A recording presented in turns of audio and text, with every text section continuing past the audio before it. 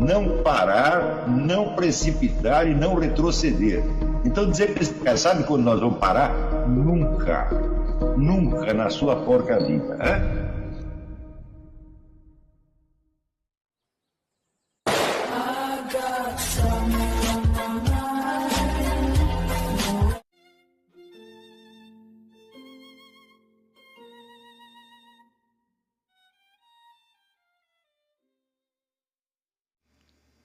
E aí pessoal, tranquilo? Então vem aqui antes do vídeo começar, pedir para vocês se inscreverem, quem não for inscrito, compartilhar, curtir, comentar. Quem puder seja membro do canal, que isso ajuda bastante. Tem também o link do Apoia-se. Quem puder ajudar nosso canal e apoiar financeiramente vai ser muito bem-vindo. Mas o mais importante é transmitir o conteúdo e os conhecimentos do professor Olavo de Carvalho para mais e mais brasileiros. Então compartilhe e ajude aí nossa causa. Muito obrigado a todos os membros, apoiadores do canal. Fico muito feliz. Tenho certeza que a gente está no caminho certo. Então fiquem com o vídeo e até mais. Valeu! Se você disser a palavra casa, você está designando uma essência que por si mesma não muda de lugar. Embora ela possa se transformar no curso do tempo, ela pode estragar, cair, etc, etc. Ela pode ser pintada, pode sofrer alterações, mas ela por si mesma não se move. Agora, se eu disser vaca, eu já estou falando de um ente que por si mesmo se move. Se a vaca permanecer estática como uma casa, eu digo, ela não é uma vaca, ela é uma estátua de vaca. Ou uma vaca congelada, ou qualquer coisa assim. Tá certo? Portanto, o estático e o dinâmico entram só na distinção entre os objetos e não entre as essências. Agora aparece um sujeito que é professor de física, não sei o que, metido a filósofo, fama universal, e escreve uma estupidez dessa na primeira parte. Eu não vi ninguém assinalar esse erro. Mas ninguém, nenhum crítico do livro assinalou isso. Até gente que não gostou do livro não percebeu isso. Eu digo, olha, então, esse sujeito ele não aprendeu os rudimentos da lógica. Isso quer dizer que o que ele está falando de física também está errado. O que quer que ele diga está errado, porque você não tem os rudimentos da lógica. Quer dizer, ele não sabe lidar com o conceito de coisa nenhuma. Ele confunde o conceito com a coisa, que é um erro, vamos dizer, de tipo infantil. É um erro mais ou menos como o gato Félix, né, que desenhava um barquinho, em seguida montava no barquinho e saía navegando. Você está achando que o signo pode se transformar na coisa. Né? Então isso reflete uma deficiência já de percepção. Isso é deficiência mental, não é apenas um erro de lógica. Quer dizer, o sujeito não ser capaz de perceber a diferença entre um signo e uma coisa, está ruim de cabeça, né? Então, isso é para provar a vocês que um sujeito pode ser retardado mental e fazer sucesso no mundo editorial contemporâneo sem problema nenhum.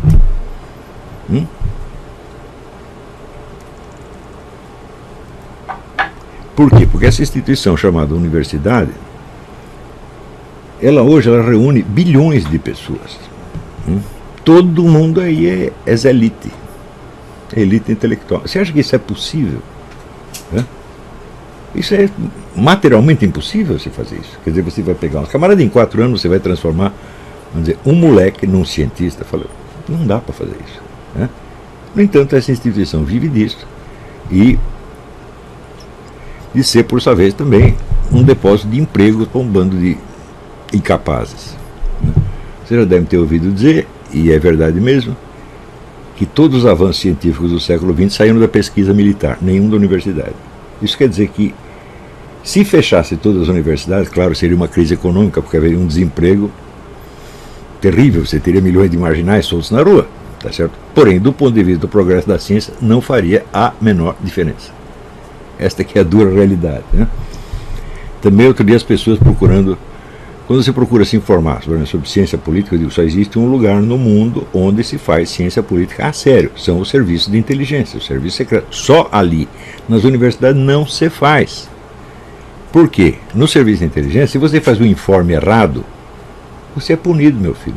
Você pode até perder emprego. Os informes têm que ser muito exatos. E são muito fiscalizados. Agora, e na universidade, se tiver tudo errado, não vai acontecer absolutamente nada, como de fato não aconteceu ao David Bohm e a um monte de outros idiotas como ele. Então, o único lugar onde você encontra material sério sobre ciência política é no serviço de inteligência. Claro que o material de serviço de inteligência, 90% permanece guardado. Mas tem um pedacinho que é publicado. Tá certo? E você pode ler. Por exemplo, eu recomendo muito os livros do Vladimir Volkov, que é um cara que passou a vida estudando essas coisas. Escreveu, por exemplo, um belo livro sobre o que é a desinformação, etc. Então são livros técnicos a respeito. Né? Recomendei muito neste mesmo curso o livro do Washington Platt, A Produção de Informações Estratégicas, que é como é que você estuda um assunto e produz um informe, produz um relatório de informações para o serviço secreto. Dá uma estudada ali e você vai ver o que é o método científico em ação. Tá certo? E tendo que acertar. Você vê que erros de serviço de inteligência pode ser um negócio absolutamente catastrófico, como aconteceu aqui nos Estados Unidos com as famosas armas de destruição em massa do Saddam Hussein, que havia um informe do serviço secreto britânico de que ele estava cheio de armas de destruição em massa. Foram lá, invadiram, não acharam nada. Na verdade elas existiam, tinham existido e tinham transportado para a Síria, só que ninguém informou. Então os caras foram num lugar, as armas de destruição em massa estão no outro. Então, essa é a mesma coisa que diz, olha, a guerra foi inútil, certo? Sob outros pontos de vista, não. Quer dizer, derrubar o regime de Saddam Hussein, que já tinha matado 300 mil pessoas, não foi mal. Tá certo? Mas do ponto de vista estratégico, foi um desastre, por causa do informe de inteligência errado. Agora, você imagina o que acontece, por exemplo, na pesquisa médica.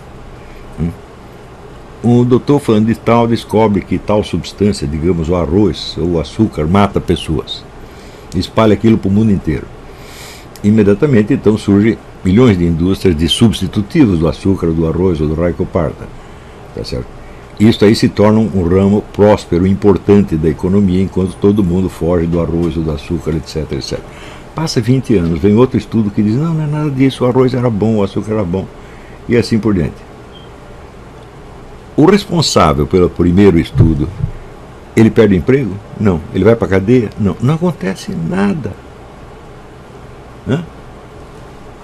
Então você veja a diferença de responsabilidade que existe dentro de um serviço de inteligência e que existe nesta bela instituição chamada universidade. Né? É uma diferença monstruosa. É assim, de um lado você tem gente adulta que tem que responder pelo que faz. Do outro lado você tem um monte de criança brincando de cientista. Você vê essa coisa do aquecimento global. Tem dois problemas. Primeiro, o planeta está ficando mais quente mesmo. Segundo, quem está tornando ele mais quente? Somos nós? São as vacas? Ou é o ciclo das manchas solares? Ou é o quê? Há quanto tempo esse debate vem vindo? Mais de 40 anos. Né? Que conclusão nós temos? Nenhuma. Quanto dinheiro já se investiu nisso? Bilhões e bilhões e bilhões de dólares. Tudo perdido. Tudo para não chegar a conclusão alguma. Também, eu imagino assim, a famosa discussão de evolucionismo e anti-evolucionismo. Eu asseguro para vocês que essa discussão nunca vai terminar. Ela não pode terminar. Porque a prova requerida é de extensão ilimitada. Em segundo lugar,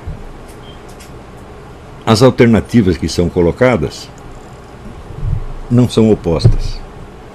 Se você disser evolucionismo e criacionismo, todo mundo pensa que existe uma discussão. Fala, não, mas espera aí, Darwin era criacionista. Ele nunca achou que havia nenhuma contradição entre uma coisa e outra. Então não é evolucionismo e criacionismo, é evolucionismo versus design inteligente. Charles Darwin acreditava nas duas coisas. Então fala, bom, vocês estão discutindo o quê? Isso não é uma alternativa verdadeira. Isto é uma disputa entre poses.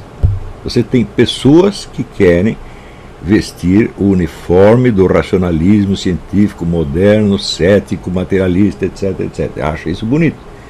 E do outro lado você tem um bando de devotos e crentes que querem vestir a camiseta, vamos dizer, do bom cristão, etc, etc. Então é uma discussão entre estereótipos, entre poses, e não entre alternativas conceptuais verdadeiras. Né? Eu até hoje não vi ninguém expor o evolucionismo de maneira que, pela sua própria formulação, excluísse a hipótese criacionista. Não vi. Porque se você disser, não houve a criação, houve o Big Bang. Eu digo, o Big Bang não faz parte da teoria evolucionista. Ele não tem nada a ver com a teoria evolucionista. Ele não é a teoria biológica. Então, por outro lado, você oferecer o Big Bang como alternativa à criação também tem um pequeno problema lógico. Aconteceu o seguinte, que num certo momento, né, 4 forças fundamentais se juntaram num lugar e produziram um efeito. Eu digo, bom, então isso quer dizer que antes do Big Bang o que existia não era um nada, eram as forças. Né? Então, evidentemente, a teoria do Big Bang só explica a existência deste universo físico como existe agora, e não a existência da matéria em geral, e muito menos a existência do ser em geral. Então, novamente, eu digo, qual é a contradição entre Big Bang e criacionismo? Nenhum. Se você dissesse, não, Deus criou as 4 forças e num certo dia ele decidiu juntar as 4 no lugar e deu esse resultado. Tá certo? Então, o que nós estamos vendo, às vezes, são discussões em torno de símbolos de atitudes humanas e não em torno de teorias científicas. Agora, isso acontece no serviço de inteligência, fala, mas de jeito nenhum. Bom, se você quer saber, olha aqui, a Coreia do Norte tem mísseis, pronto, onde estão os mísseis? Você diz, eu tenho uma teoria, tenho outra teoria, tenho outra teoria. Não dá, isso não é admitido. Você tem que trabalhar com uma margem de certeza enorme. E não existe, vamos dizer, a possibilidade, vamos dizer, da indústria dos debates públicos, que é coisa do quê? Da mídia. 99,999% das pessoas toma conhecimento dessas questões pela versão que aparece na mídia. O que aparece, talvez, em debates públicos improvisados, aqui onde cada um tem meia hora para dizer essas coisas. Você chama lá o David Berlinski e o Roger Dawkins, eles trocam umas palavrinhas e você passa na televisão e acha tudo isso bonito. E às vezes eu fico perplexo, falo para você, eu não entendi a diferença entre o que os dois estão dizendo. Essa diferença não existe, ela é verbal, na verdade. Então, não corresponde, vamos dizer, a conceitos e proposições que sejam realmente opostas. Não é isso? Vamos dizer, o que se opõe ao criacionismo seria apenas o casualismo, quer dizer, que tudo aconteceu por mero acaso. Isso sim. Quer dizer, ou um design inteligente, uma criação com design inteligente, ou tudo aconteceu por acaso. Eu digo, mas, peraí, o casualismo faz parte da teoria da evolução? Não.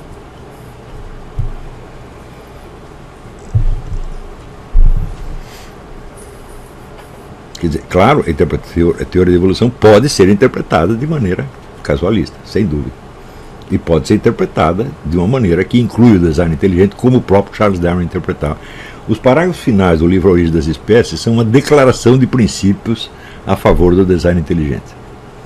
Não há a menor dúvida disso. Ele disse, Deus planejou isso assim, assim, assim, assim, assim. Planejou as espécies para que elas funcionassem de tal e qual maneira e sofressem tais ou quais modificações por força do ambiente ou de outros fatores. Ele diz isso claramente, portanto, isso é a declaração de design inteligente. Eu digo, bom, mas se o próprio inventor da teoria da evolução acredita na evolução e no design inteligente, então evidentemente ou ele é uma besta quadrada, coisa que não era de maneira alguma, ou então não há uma contradição entre essas duas teorias.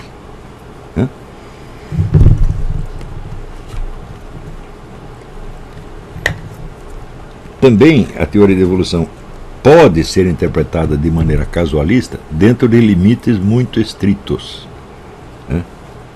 Você pode dizer tudo acontece por acaso? Eu digo não, a teoria da evolução ela te dá um algoritmo, uma fórmula das modificações. Então, essa fórmula chama seleção natural. Se é por seleção natural, meu filho, então não é casualista completamente. Então, isso quer dizer, não podemos de maneira alguma armar um debate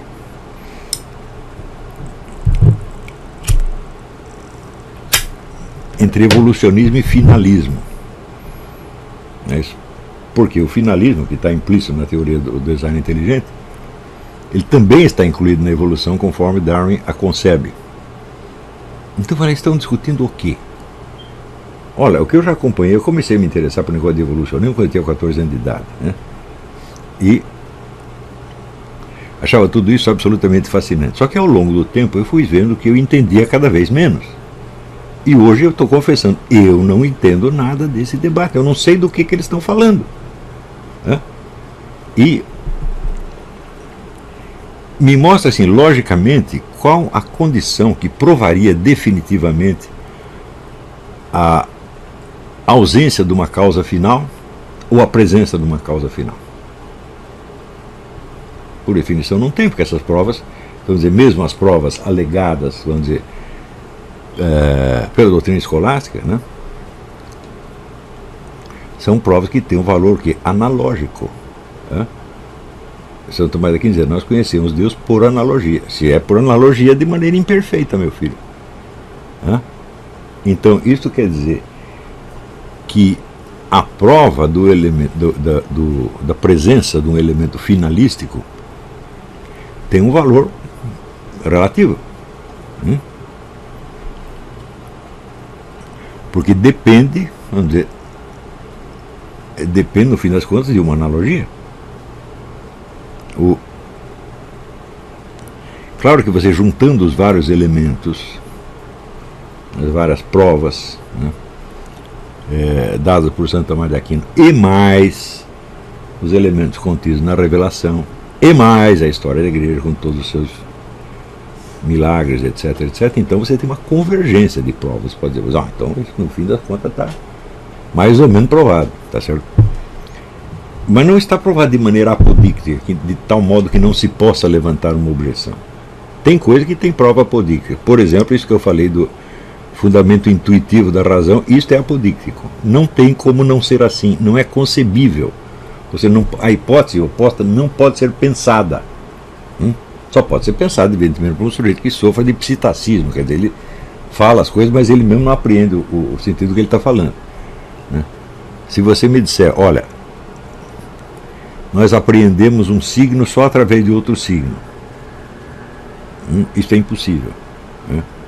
Ou o signo é aprendido em si mesmo, ou você não apreende jamais. Se você só pode apreender uma palavra através de outra palavra, e de outra palavra, e de outra palavra, e de outra palavra, você tem uma regressão infinita, então você não aprende nem a primeira palavra. É isso. É claro que isso aí entra em contradição com a famosa definição do Saussure, que o sentido de uma palavra é apenas a diferença entre ela e todas as outras. Isso quer dizer, na hora que eu ensino um menino de 2 anos a falar a palavra banana, ele, para entender o que é uma banana, ele precisa entender todas as outras palavras do idioma. É isso que ele está dizendo? Não. Ele está dizendo o seguinte: para os fins da pesquisa linguística comparativa, tal como eu a inventei, nós consideraremos que o sentido de uma palavra é apenas a diferença entre ela e todas as outras. Por quê? A linguística não estuda bananas nem objetos, só estuda palavras. Então, tudo o que não for palavra cai fora do estudo linguístico. Tá certo? Então, a materialidade das bananas é indiferente à pesquisa linguística, mas não é indiferente ao aprendizado do idioma. Portanto, o sujeito que leu Ferdinand de Saussure e acredita que a proposição dele, o sentido que ele dá, a explicação que ele dá do sentido de uma palavra, se refere a entes materiais e não somente a uma norma metodológica da linguística, não entendeu coisíssima nenhuma. E você está ofendendo o Saussure dizendo que ele é tão burro quanto você. Então, em ciência existem muitas definições que são definições, umas são funcionais, outras são convencionais para fins metodológicos.